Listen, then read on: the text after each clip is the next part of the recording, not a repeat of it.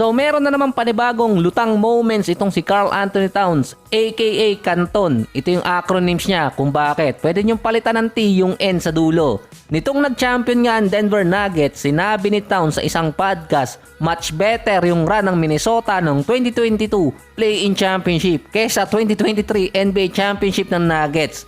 Naging Play-in Champion din kasi si Karl Anthony Towns. Sinabi niya to sa podcast ni Play-in Champion Patrick Beverley. Kaya naman pala.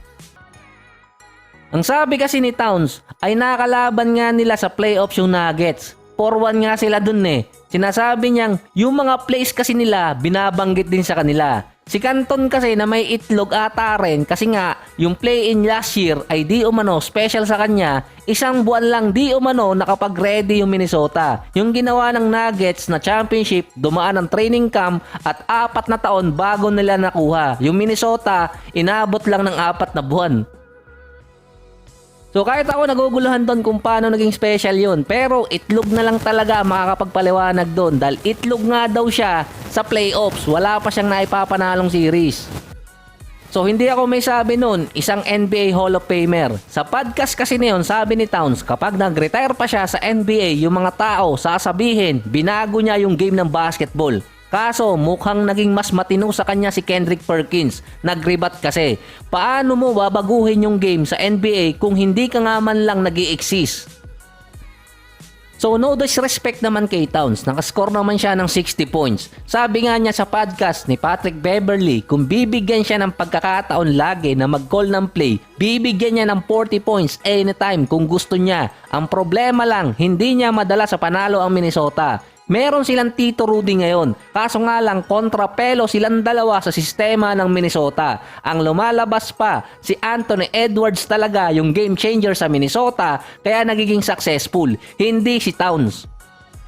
Sabi na nga lang ni Perkins, kung ganun lang din naman ang sasabihin nitong si Towns, itigil na lang niya ang mga ganong interview. Habang ginagawa ko pa ang episode na to, naaalala ko pa yung mga sinasabi ni Paul Pierce dati sa ESPN. Halos ganun din, katulad ng kay Towns. Naging 3-time All-Star naman si Towns, 2-time All-NBA team, Rookie of the Year on 2016, at ang nag-iisang championship na meron siya, 3-point contest na si Joel Embiid, Jokic, Bam Adebayo, Brook Lopez at Domantas Sabonis ay much better na sentro kumpara kay Towns. Wala siyang playoff win or win series. Kaya nga sabi ko kanina, kaya naging special yung kanilang run ng play-ins dahil nga sa itlog. Dahil nga sabi nga nitong si Tim Hardaway Sr., itlog din siya sa playoffs. Dapat nga reality check para dito kay Towns na naglalaro siya sa Minnesota. 3 beses pumasok si Towns sa postseason pero isang beses lang talaga siya makikita o nagparamdam doon yung 2022. Pero parang si Anthony Edwards din ang dumali noon. 2018 kay Butler yon. Nung 2023 kay Anthony Edwards pa rin. Ang sinasabi naman ng ibang mga analyst doon, yung claim ni Towns ay para makakuha ng atensyon. Pwedeng oo, pwedeng hindi. Pero ang sinabi din dati ni Tim Bontemps ng ESPN podcast, desperado si Karl Anthony Towns para makakuha ng success.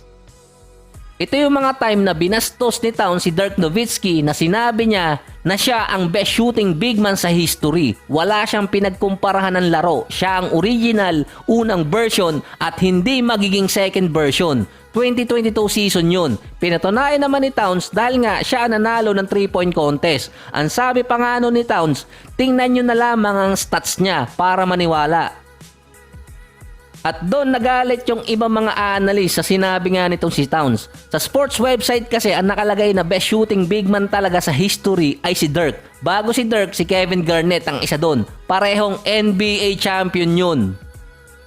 Si Dirk may total na 1,982 3-point shot. Naglaro siya sa era na kapag ang isang big man tumira mula sa 3-point area or kahit sa mid-range at sumablay yun, siguradong pauupuin ng coach.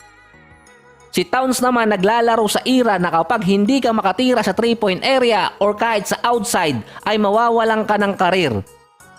Sa isang game ng Minnesota at Dallas, commentator doon si Dirk. Ang sinabi nun ni Dirk na makapagpasok ng 3-point shot si Towns, ayan na ang best shooting big man sa buong mundo. May konting joke pa yon. Kasi nga after ng play na yon, naglabas ng isang stats about sa mga player na 6'11 pataas na meron 3-point field goal made. At doon nga medyo malayo pa nga habulin ni Towns. Nasa 839 na ngayon si Towns. Si Kelly Olynyk 827. Lamang lang ng konti si Towns dito kay Olynyk. Sa isang stats pa pinakita dati ng 2021 season, makikita nyo kung ano yung mga zone at sinong player ang may mataas na scoring doon. Ang makikita mo na big man si Garnett at si Dirk nasa perimeter at mid-range. Ang hindi magets doon ng iba mga fans, bakit ganon ang sinasabi ni Towns tungkol sa kanya. Superior siyang player kumpara sa ibang legends. Since 8 taon na si Towns sa NBA pero hindi pa rin siya nananalo ng isang playoff series. Sabay silang nag-start ni Nikola Jokic pero si Nikola nag-champion na at 2 MVP pa ang nakuha. Kahit si Rudy Gobert mas superior pa kay Towns, 3 defensive player of the year at nanalo din ng playoff series. Sa ibang website, sinasabing mas better pa sina Jaren Jackson Jr. at kung usapan ng best shooting big man, mas better pa kay Towns si Lauri Markkanen. Sa 6 na season, meron agad siyang 829 3-point shot. Hindi pa siya ganun ka-healthy sa umpisa ng kanyang karir.